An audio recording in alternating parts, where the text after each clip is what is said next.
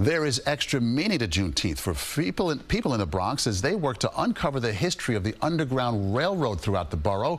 Folks tell CBS 2's Shosh Bedrosian they've been walking on history for hundreds of years, and it is time to recognize it.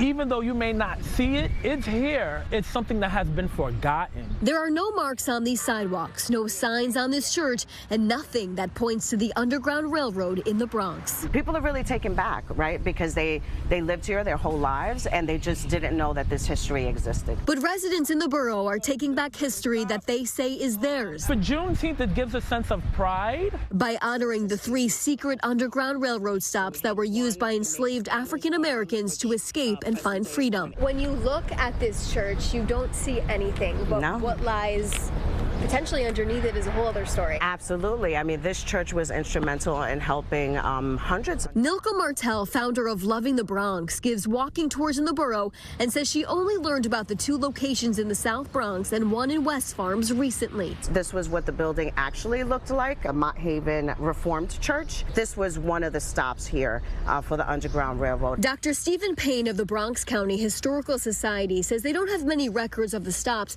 but proof of enslaved people in the Bronx have been found at burial sites like this one in Hunts Point. Creative measures have to be taken to try to piece together this history. Residents say for hundreds of years, the history of the Underground Railroad has nearly been buried below the surface. They say it's finally time for it to come to light and for people to realize the history they're walking on top of. You're standing on something so historical.